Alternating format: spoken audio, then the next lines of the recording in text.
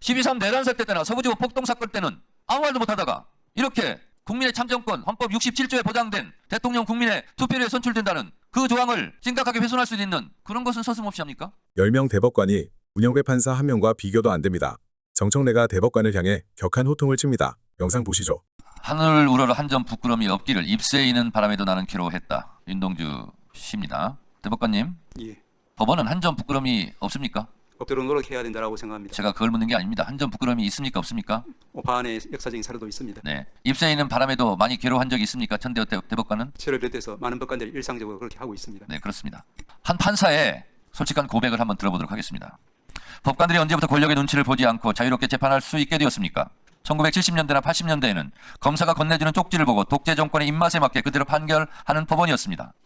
고작해야 1990년대 민주주의를 위하여 자기 한몸 박쳐온 수없이 많은 사람들 덕분에 이렇게 달라졌습니다. 요즘 진보 성향 판사들이 뭔가 있는 척하며 타는 목마름으로 같은 민중과의를 목전껏 부르는데 그 사람들이 모르는 것이 있어요. 법관들은 민주주의를 위하여 한 일이 없습니다. 대부분의 법관들은 동료와 선후배들이 학교와 거리와 일터에서 민주화 운동을 할 때 골방에 틀어박혀 공부만 했습니다. 판사들은 고마울 줄 알아야 합니다. 이거 누가 한 말인지 아십니까? 전대호 처장님, 누가 한 말인지 아십니까? 그와 같은 부분에 대해서 저희들이 누가 한 말인지 아시냐고요? 말씀해 주십시오. 아시냐고 모르시냐고요? 알고 있습니까? 그 내용은 들은 적이 있습니다. 지금 누가 발언을 했는지 조금 생각해봐야 될 것 같습니다. 문영배 판사가 한 말입니다. 지금 문영배 신드롬이 있을 정도로 국민적 칭송이 자자합니다. 아까부터 계속 대법관들의 최종 판결은 존중받아야 한다라고 강변하셨죠? 예. 자, 묻습니다. 100여 건이 넘는 간첩 조작 사건, 지금 문영배 판사가 고백하듯이 검사가 건네준 쪽지, 검사의 공소장에 있는 오탈자까지 판결문에 그대로 옮겨 복붙을 한 그런 대법원 최종 판결도 존중받아야 합니까? 묻습니다. 저희들이 과거에 부끄러워할 수 있는 그런 과거가 있었다는 부분 다시 묻습니다. 제 질문은 그게 아닙니다. 검사가 건네준 쪽지에 의해서 검사 공소장대로 복붙을 해서 판결한 대법원 최종 판결도 존중받아야 합니까? 답변하십시오.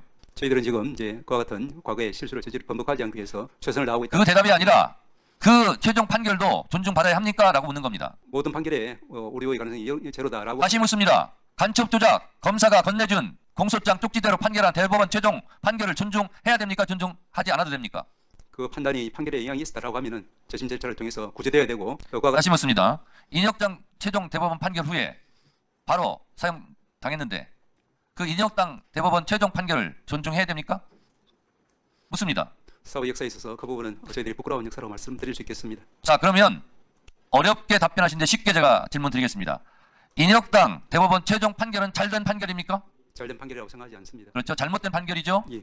그러면 지금 시간이 흘러서 지금 그렇게 말하지만 그 당시에도 법원 행정처장이 이곳에 와서 물었다면 조작된 간첩 사건 그 최종 판결은 존중받아야 합니다. 존중해야 됩니다. 라고 얘기했을 겁니다. 인혁당 판결 재판 후에 법사위가 열렸다면 그 판결도 존중받아야 합니다. 라고 얘기했을 겁니다. 그러나 그 잘못된 대법원 최종 판결에서 목숨을 잃은 그분들은 누가 보상하죠? 어제 대법원 판결이 인혁당 판결처럼 간첩 조작단 판결처럼 혹시 잘못된 부분은 없지 않은가라고 의심하면 됩니까? 안 됩니까? 모든 판결은 비평의 대상이 되는 것은 그렇습니다. 분명합니다.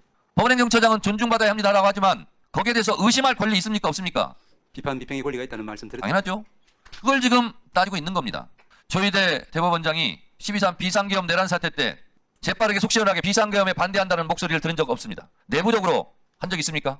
그때 제가 이제 국회에 나와서 그와 같은 취지로 그 위헌성에 대해서 지적. 근데 왜 조희대 대법원장은 어제처럼 용감하게 말을 못하고 비상계엄 때는 골방에서 이불 쓰고 그러면 했습니까? 서부지검 폭동 사건 때 즉시 대법원장이 한 발언 있습니까? 제가 했던 그 당시 모든 발언이나 행동은 모두 우리 대법원장님과 모든 대법관들의 의사를 반영한 것이라고 아시면 될 것 같습니다. 대법원장은 왜 법원 행정처장 시켜서 그런 일을 하죠? 본인은 입이 없습니까? 12.3 내란 사태 때나 서부지구 폭동 사건 때는 아무 말도 못하다가 이렇게 국민의 참정권 헌법 67조에 보장된 대통령 국민의 투표율에 선출된다는 그 조항을 심각하게 훼손할 수 있는 그런 것은 서슴없이 합니까? 오늘의 헌법은 법관들이 피땀 흘려 쓴 헌법 조항이 아닙니다. 국회 해산권을 없애고 국정 감사권을 부활했고 엄격하게 국가 비상사태는 엄격한 기준을 만든 것은 대한민국 국민들입니다. 법관을 잡아가려고 했어요. 체포해 가려고 했어요. 그리고 법관을 죽이려고 했어요. 윤석열이. 그 법관의 양심에 따른 판결을 보호할 수 있었던 것도 헌법이고 그 헌법을 만든 것은 국민이라는 사실을 한시도 잊지 마십시오. 저희들 늘 잊지 않고 존경하고 있습니다.